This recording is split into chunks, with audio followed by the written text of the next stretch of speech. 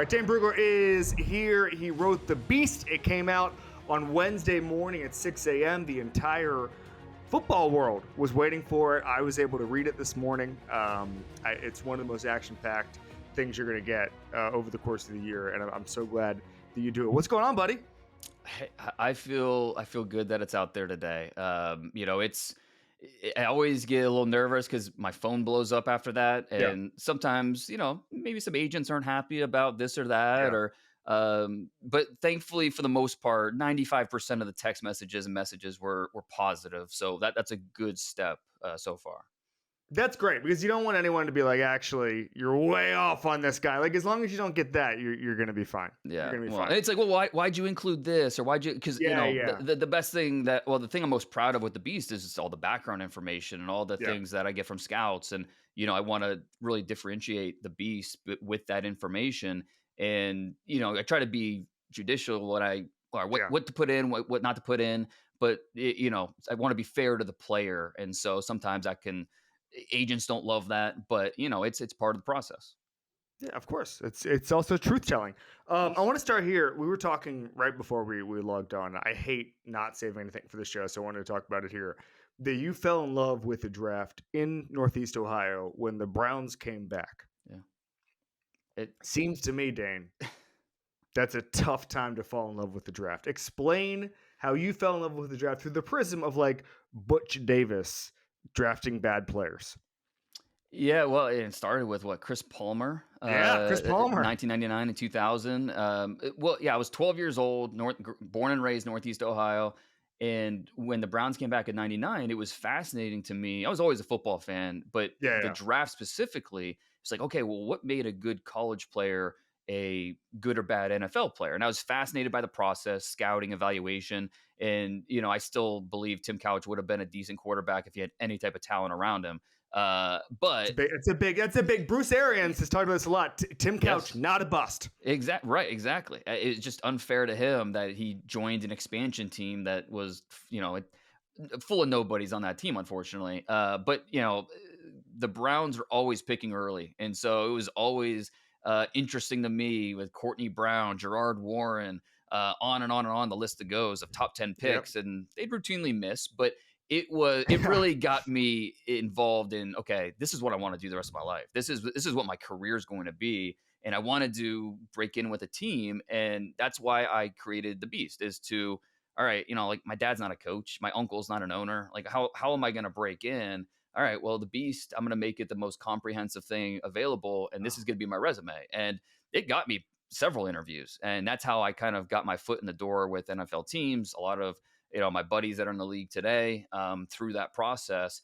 But I also kind of enjoyed the media side as well, where I'm not scouting for one team, I'm scouting for 32, and I can do this from a very general point of view. And, I've been very blessed to have the opportunities that I've had along the way.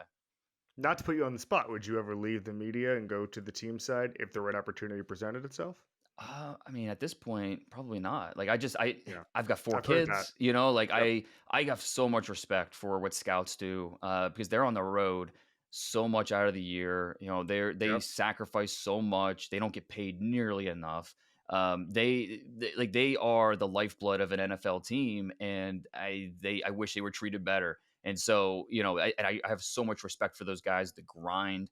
And I think that's what helps my process, is there's a mutual respect there because they know how much I grind with doing this. But yeah, not being able to go and take my kids to baseball practice, like that'd be tough for me. That'd be a tough adjustment. But you never say never.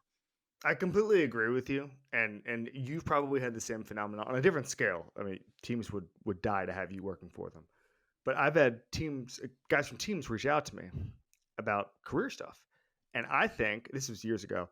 I'm like, oh, maybe they want me to work for them or whatever.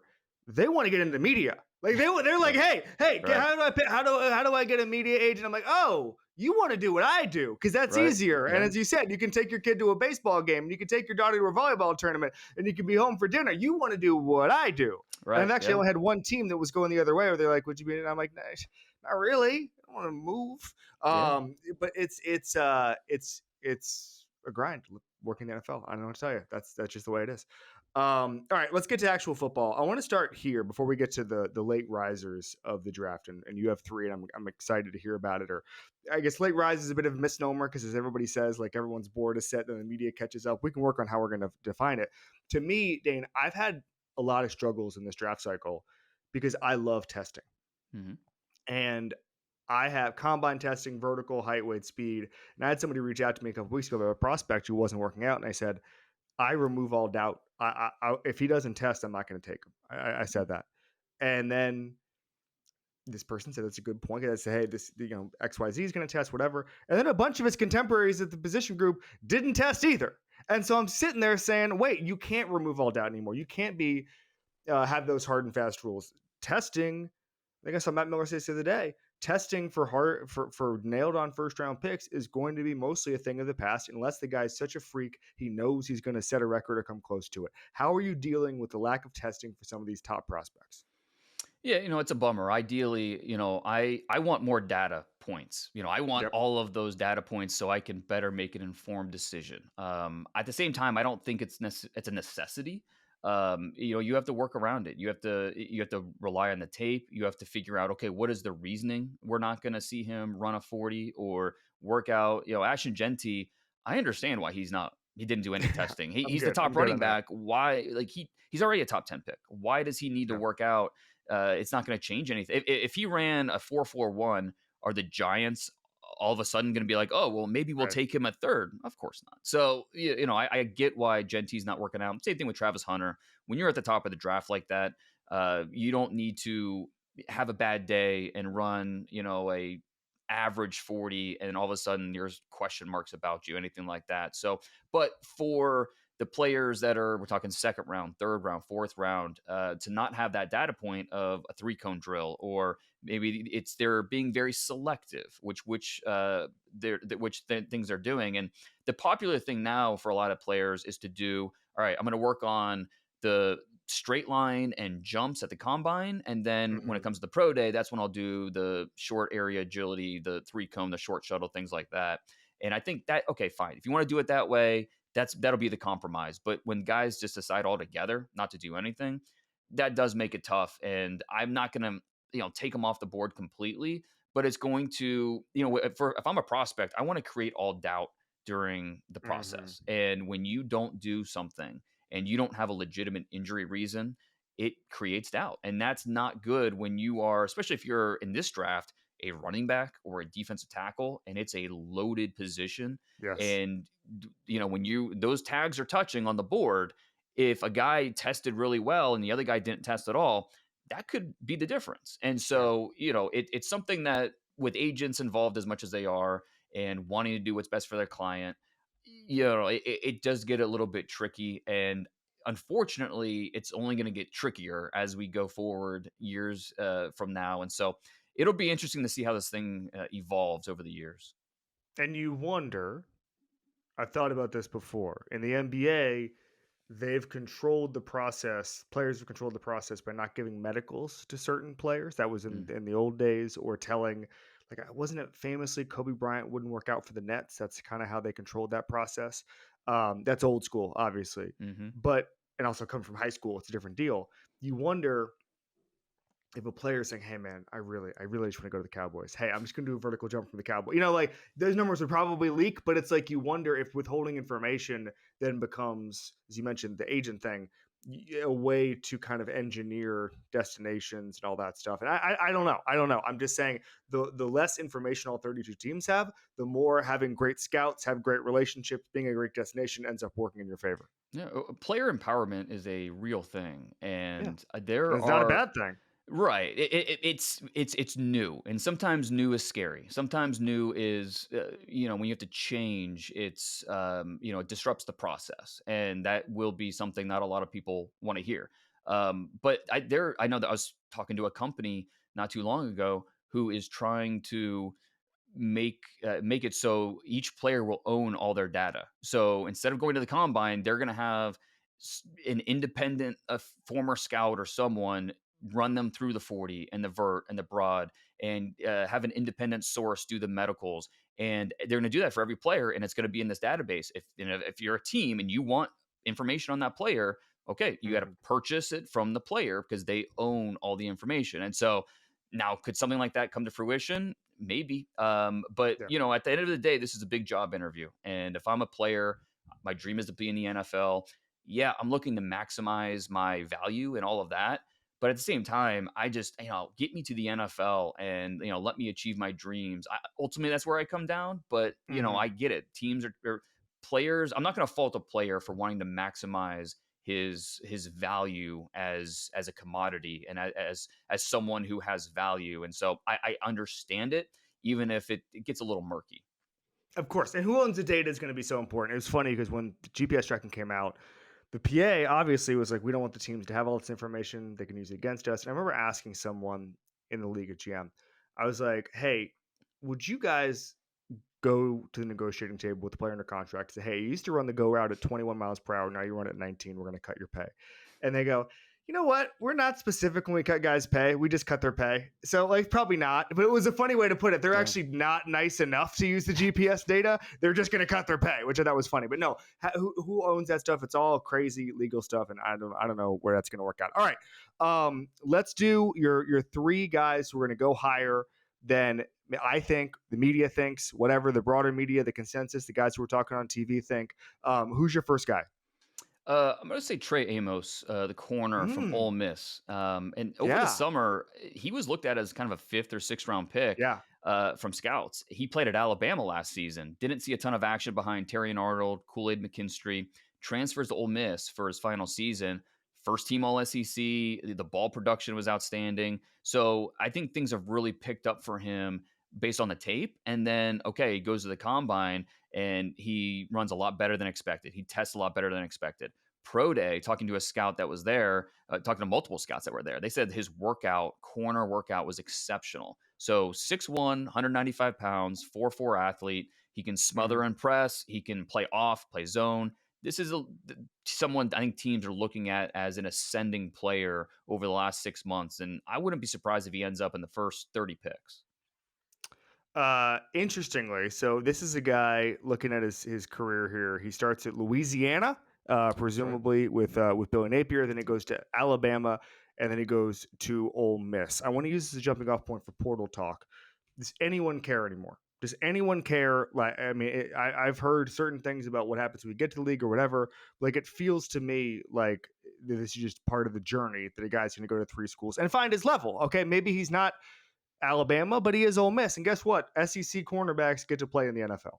That's it. And I mean, you look at a lot of a few of the top players in this draft. I mean, Travis Hunter, Shador Sanders, Cam Yep. Ward. All these guys were Yep. transfers, and I think it's instead of painting with a broad brush, you have to better understand. Okay, why did he transfer? Was it Yeah. as simple as he wasn't getting paid enough NIL and he wanted to go to a place where he could, or was it he was blocked on the depth chart and he wanted to play?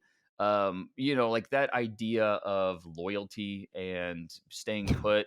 I get it. Like there's still Fighting for your spot. Like, okay, but what right. if you don't get it? What if you're the fifth cornerback and four deep and the four deeper in Alabama or Georgia, where literally Mhm. they're all going to the pros? You're just going to give up your pro career because someone on TV said you should tough it out.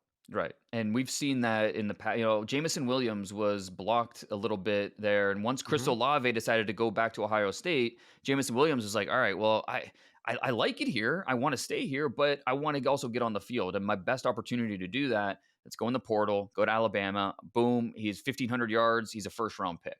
So, I think you understand why players would choose to do that. Now, if there's more to it, more to the story, where maybe a player gets benched for one reason or another.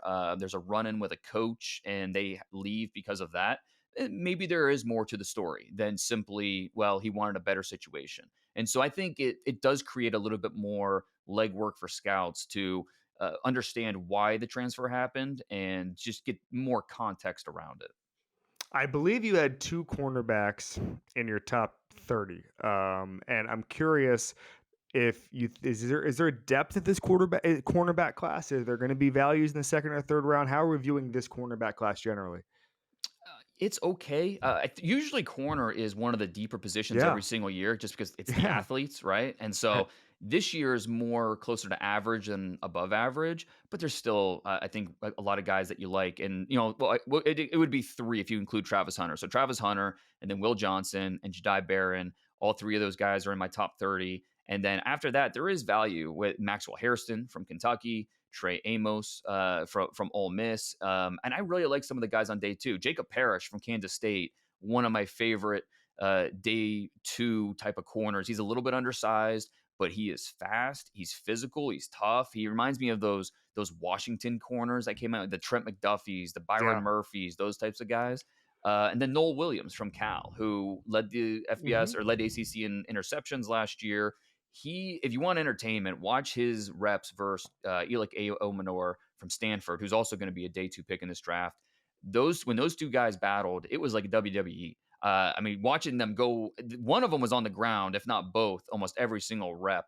They went at each other, and it was a lot of fun. I think showed a lot about both of them. But he also has ball skills. The big question for Noel Williams was, are you fast enough? And he ran a 4.5 flat at the combine, and it was like, all right, check the box. That's good enough. And I think that's going to help him get drafted somewhere in the top 75.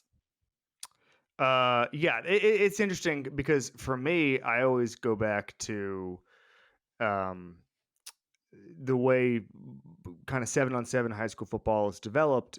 Someone once told me years ago there should never be a bad wide receiver class and never be a bad cornerback class, because these guys they're developing in front of our eyes, and centers can't develop in June. They just can't. If you're not hitting, they just can't develop. By the way, Williams, you've probably all seen it now if you've watched a lot of Cam Ward, was on the receiving end of possibly the worst Cam Ward throw this year. Possibly. Yes. Across the body, down, I think, was it down 28-10 across the body? Right before halftime? Was that? Yeah, and or coming out, and that was bad.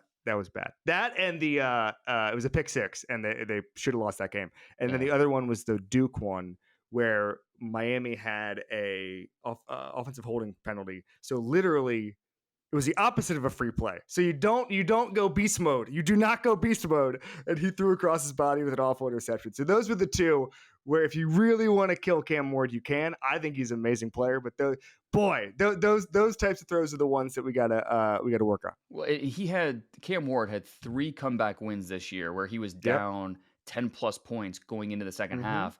And while he deserves credit for that, some of those games were because he put the team in the hole in the first place, because he does like to play a little bit of hero ball. That's part of it. Yes. It's a double-edged sword, right? Like, you don't want to take that aggressiveness away from him. But I think the most encouraging thing with Cam Ward is just the improvement year over year, where we saw a lot of this at Washington State. He actually, people forget, he actually declared for last year's draft and was projected. The feedback I got from scouts was 4th round, maybe he goes into 3rd, just because that quarterback bump. But the fumbling problem he had. The turnovers. So raw. The offensive line wasn't good. Yeah, because he was a wing T quarterback in high school. Goes to Incarnate Word. He joins Eric Morris, who was Patrick Mahomes' offensive coordinator at Texas Tech, and leads the FCS in touchdowns. Follows Morris to Washington State. Shows more promise, where it's like, all right, it looks a little bit raw, but there's something here. And then whether it was the transfer portal and NIL who convinced him, or whatever it was, going to Miami was the best thing for him, obviously. Now he's going to be the number 1 overall pick, and still rough around the edges in a few areas, but you feel good about, because he's 22 years old. You think about what he's going to be at 25, and you're like, okay, we feel good, not just about who he is now, but we still feel like he has room to grow, going to continue to get better. And I get it for the Titans. Because if you would have asked me at the combine, I would have said, because I think at the combine, it became clear that Cam Ward was going to be the number 1 overall pick. And it was just, are the Titans going to take him, or are the Giants or another team going to trade up to 1? If you asked me at the combine, I probably would have said, all right, if I'm the Titans, I'm going to take that draft haul and move back 2 spots to the Giants and get that extra draft capital, and still feel good about getting Abdul Carter, Travis Hunter, whoever at 3. But the more I think about it, and the more I've talked to teams, it's like, okay, if you're the Titans, even though, yes, first-year general manager, second-year head coach, if you don't go Cam Ward here, and as long as you like Cam Ward, you believe there's a path to him becoming a top 12 to 14 quarterback in the league. Yes, a lot of teams believe that he can do that. If the Titans, if you're not doing that, what is your avenue to a quarterback? What is, you don't want to be stuck in a situation where you're having to sign Russell Wilson or Aaron Rodgers, and that's your band-aid to hopefully get you to another year. And so you're staring a quarterback in the face. He's the type of guy that you bet on, even if he was in last year's draft, he's quarterback 4, I 5, was who going to ask knows? about that. I was going to Yeah. ask about that. Yeah. So I have a big point. So I went to Miami. I've seen every snap of his. Mhm. I think he is. I'll repeat what I've said before. Someone said this in the fall, and I think about it a lot. He's not. You can't compare anybody to Mahomes, but he has Mahomes' flaws. In as much Yeah. that Mahomes had to play hero ball. When we're talking about Cal, when we're talking about Duke, when we're talking about Virginia Tech, all three instances, his defense couldn't stop anybody. So he's sitting there saying, if I don't throw across my body, and by the way, there were plenty of times he did really well on those things. He had two classic interceptions. He had two misplaced interceptions last year. They're both against Virginia Tech. Every other interception, the 5 others were hero ball across the body, starting in Gainesville. And part of that, I think, was that if he had Ohio State's defense, if he had Oregon's, it would have been a lot different story. And by the way Miami's done in the portal last year and this year, they're like, if you just matched up last year's defense or this year's defense, and not, or 2 years ago's defense when they had Cam Kitchens and James Williams, like he just got unlucky with that particular defense. We don't need to go into that, but Yeah, that Syracuse game, that, I keep. I was there. I won't bring it up. Sorry. Go ahead. Sorry. I'm going to say this. Russillo was on the show, and I went through this. So I was in like the 4th row with my son in the Miami section. And it was the first game my son sat through. So he's 2 years old, and I have all these beautiful pictures of him. I mean, if you saw them, it's like, I showed some people doing with me last week, like my son at the Dome, like looking at the awe of football, the sport we love. It's a beautiful photo, and I have to go, actually, this was the worst day of my life. Like, don't actually don't say, oh, to this photo, this is the worst thing that ever happened to me. But I took my son. As soon as the game was over, it was 7 p.m. We're holding on for dear life. I knew my wife was gonna be mad at me if he starts to expire or he poops himself or whatever. So we got to haul ass as soon as the game's confirmed. So they jump off sides to end the game, and I pick Teddy up and just haul ass out of there, get him in the car, start snowing. We get on the highway back to New York City. As soon as that happens, right? So then I'm thinking, like, that was great. That was amazing. Like, I got him out. Everything was good. He sat through it. He was a good boy. Didn't hit me till literally a week later that was the worst loss of my entire life. Literally, because I was so focused on my child that, like, a week later I was like, what was that? What the hell was that? That shows maturation. I mean, the win was getting my son to the car. That was the win for my day. I was winning the day. And then like 6 days later, I'm driving home and going, that was the worst thing that's ever happened to me. And so with Russillo on the show, I came up with a thought here. Before any big game now, you should be able to rent a child, like a booth, just to have perspective. Like if the Bills ever make a Super Bowl, we could just like set up a booth with toddlers. And it's like, you have to take care of this kid during the game. Right. That way, you won't be on a knife's edge the whole time because you're going to be like, is this kid about to cry? No, we're going to be okay. That's how I would do that. All right. I'm just saying. There's something there. You are onto something, because you're right. I think when you're a dad, it kind of changes your perspective about how 100%. You take in a game. Even at home, how you take in a game is a little bit different. So no, I think you're onto something there. All right. Who's your second guy? So I went with Jared Wilson, the center from Georgia, who it's a pretty underwhelming center class, which is bad news for teams that need a center, but good news for a guy like Wilson, who I think will have plenty of suitors and possible landing spots on day 2 of the draft. And so 1-year starter, doesn't have a ton in terms of body of work, but he took over for Cedric Van Granger, who was a draft pick last year of the Bills. Declared early, I think surprised some people that he was one and done at Georgia. He couldn't play at the Senior Bowl. He got hurt, but then he tore up the combine. And just over the last month, throughout the month of March, talking to different teams, this is a guy that came up a lot as, hey, what he did at the combine either solidified our thoughts or made us really appreciate him more for the movement skills. So the size isn't great, 6'3", 310 pounds, but the body control, the movement skills are outstanding. The interviews went well. Football IQ, I think, really stands out for a 1-year starter. And, he has the mentality for a center with the way he connects with his teammates. And I think you can forecast him getting better and better as he gets more experience. And so even though 1-year starter, teams see him as a plug and play guy. I think Rodney Hudson, like that type of impact where it's going to be interesting to see where he goes exactly. But teams think that he could be a starter pretty quickly.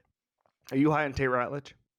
I am. Yeah. It was a bummer he was hurt so much this Hmm. past year because I think coming into the year he had a chance to maybe solidify himself as a top 50 guy, maybe even go higher. But he was banged up a lot. But man, for a guy that size who has that type of torque and power to him, he Hmm. moves well Hmm. also. So that Georgia offensive line, funny enough, they're gonna have their other guard, Dylan Fairchild, is also one of my favorites. He looks like Wyatt Teller. When it goes well, this is okay. This is Wyatt Teller in a nutshell. So really, that entire interior of the Georgia offensive line was pretty impressive last year, and I think all three will be top 4 round draft picks, and I think they'll be starters.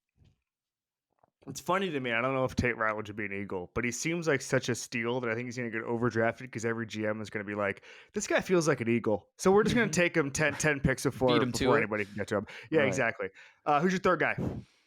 So I went with Kyle Williams, the wide receiver from Yeah. Washington State, who, Yes. I think most teams they kind of expect the first 4 receivers to be McMillan from Arizona, Golden from Texas, Ibuka from Ohio State, and Burden at Missouri, whatever order it may be. The question will be, okay, who's going to be that 5th receiver off the board? Could it be one of the Iowa State kids? I love Jalen Noel. Hmm. Yeah. He's smaller, but he's just a fun player. Jaden Higgins is awesome. He's more if you want that size of a true X on the outside, he makes sense. Trey Harris from Ole Miss is a playmaker. But the receiver that has been really gaining steam has been Kyle Williams, who he went to the Senior Bowl and had a really good week. He was a tough cover. And I know that from being there, but also talking to the players, like talking to the receivers that were there or the corners that were there. Who was the receiver who was maybe the toughest to cover? Jalen Newell, Kyle Williams. Those were the 2 responses that came up the most.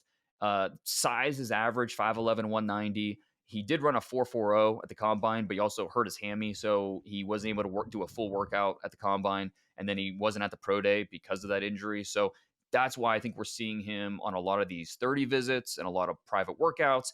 Teams are just trying to figure out more about him because he was so impressive down there in Mobile. And so he was what I loved about his tape. He was one of the most successful receivers this year on targets over 20 yards. And so again, teams they want guys that can affect the scoreboard, and I think they see Kyle Williams as potentially one of those guys on day 2 who can do that.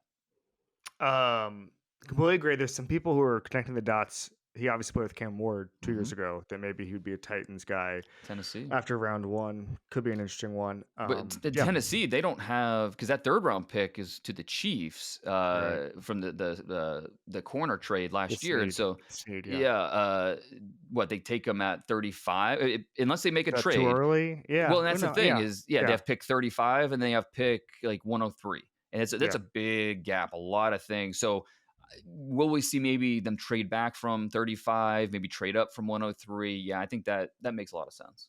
Yeah. All right. Rapid fire. We alluded to this earlier. If Cam Ward were in last year's draft as this prospect, Yeah. where would you have him? He would be duking it out with JJ McCarthy for quarterback 4 for me. Yeah. I think the top 3 guys, in my opinion, are untouchable. Those guys went Okay. 1, 2, 3, and I think any of those 3 would be the number 1 overall pick in this draft. Just Yeah. based off of not including anything they did this year, just based off of who they were as prospects.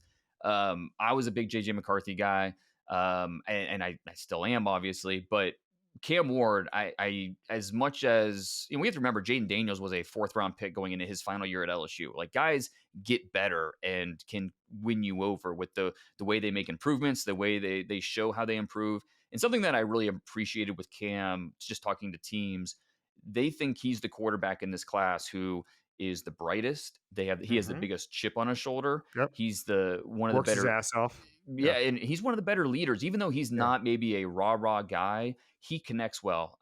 Jackson Dart too. Jackson Dart's a guy that gets mentioned a lot by teams as in terms of just the best competitors, the best leaders, best intangibles. But Cam is up there as well, and so I think because and this is a really unique quarterback class because this is the first year since 2008 that we don't have a 3rd-year junior quarterback, which I thought was fascinating.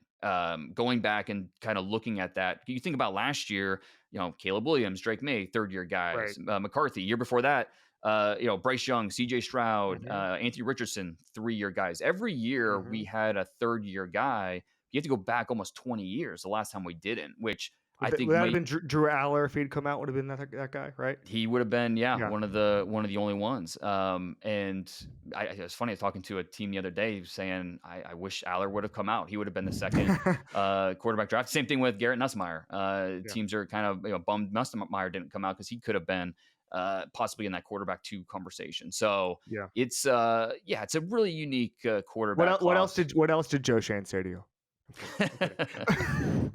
I mean, Oh.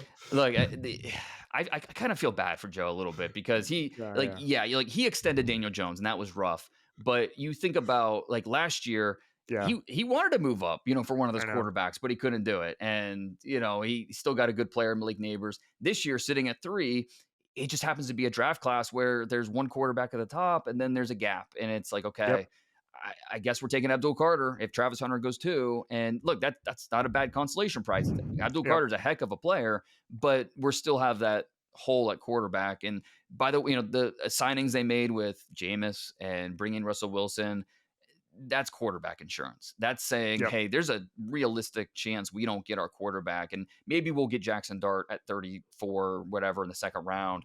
But there's a chance we might not get our quarterback, and we have to be prepared for that. I frankly think Cam Ward is closer to Jaden Daniels than everybody thinks, but I that's love a it. different podcast, and I've already kind of made my take on all that stuff. I won't do it again. 2 more rapid fires. Number 1, your favorite report to do. Just a guy where maybe he's not going to go number 1, but you just a joy to watch on tape, to write up, where you're just like, I'm having a great time diving into this guy. I mean, in terms of great time, it had to be Travis Hunter. Just watching all the Yeah. different ways he could play. I mean, it's just he's a unicorn. He really is. Because you're Yeah. watching corner tape, you're watching receiver tape, and you're watching him do it in different ways. And obviously, when you watch corners, you want to see him man to man. You want to see him play off. You want to see him doing these different techniques.